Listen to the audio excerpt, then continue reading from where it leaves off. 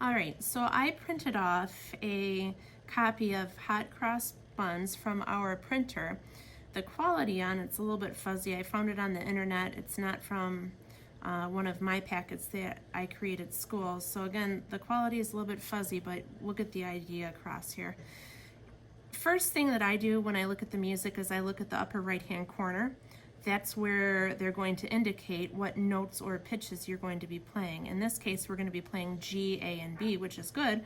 Those are the only pitches that we know so far.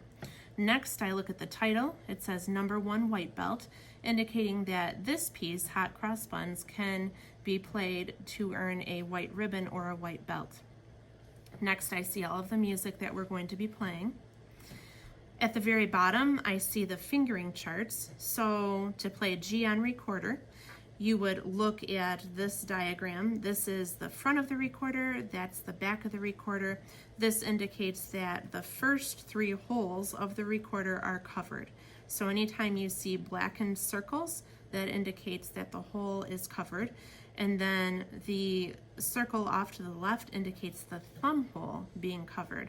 So if we were to play G on the recorder, we have the top 3 holes covered, and then we have the back hole covered. A, top 2 holes covered, and then the back hole covered. And then B, of course, the top hole is covered, and then the back hole is covered. When I look at the middle of the music here and off to the right, I see descriptions of what these notes are. We have half note and quarter note. Half note receiving 2 beats, quarter note receiving 1 beat. Time signature you don't really have to be concerned about yet. Half rest indicates 2 beats of silence. So if you see it colored in rectangles sitting on the middle line of the staff, that is what that is there.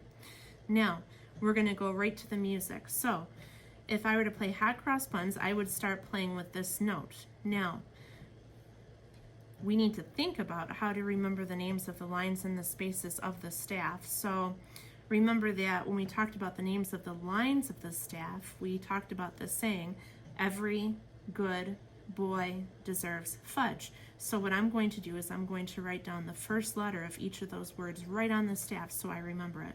So I have E for every, G for good, B for boy, D for deserves, and F for fudge.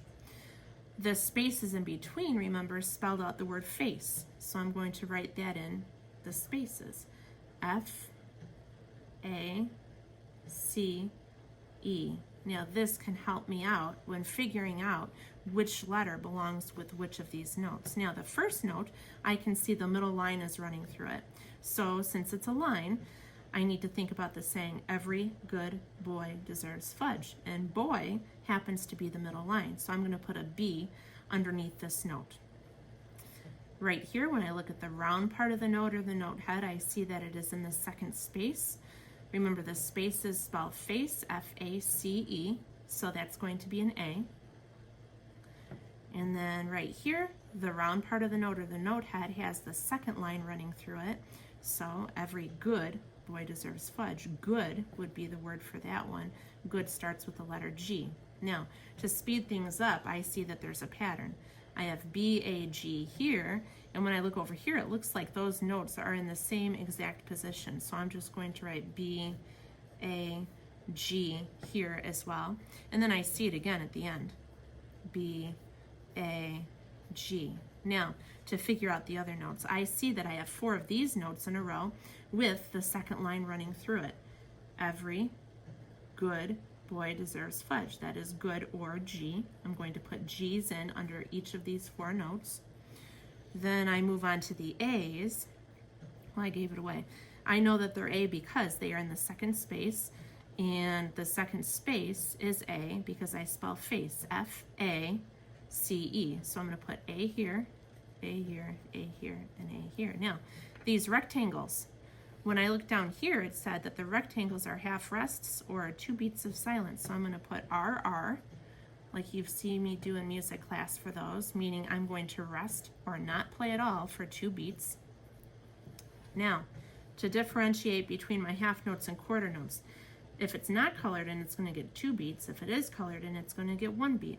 So in class, what I did was some of my 4th grade classes, if they got far enough, is I drew dash marks after the ones that were half notes. So this one is not colored in. It is a half note. It gets 2 beats. I'm going to put a dash mark afterward to show that I'm going to hold out that sound for an extra beat. I'm going to do the same with these. And since this is the same as this, I'm going to do the same over here. And then, of course, the same at the end. Each of these are going to get 2 beats of sound, and that is going to be demonstrated in a moment. The rest of the notes only get 1 beat. I'm not going to write down anything different. Okay, so in a moment, I'm going to have my son demonstrate this to you so you can hear what it sounds like while I point at the music. 1, 2, ready, play.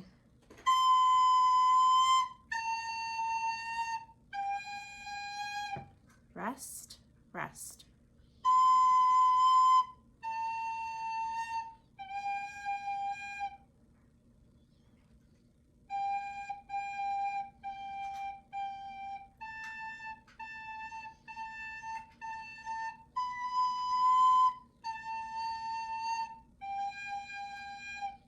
Rest, rest.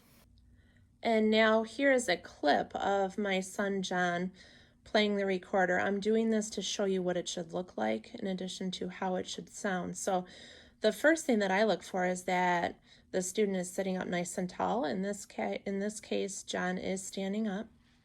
His left hand is on top, his right hand is on bottom. It might be switched in the video depending on how this comes across, but remember, left hand on top, right hand is on bottom. The beck is in his mouth, his teeth are not on the beck. Okay, and he's going to go ahead and play it for you. 1, 2, ready, play.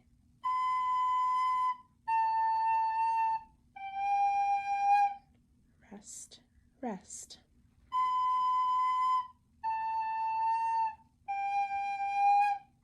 Rest, rest.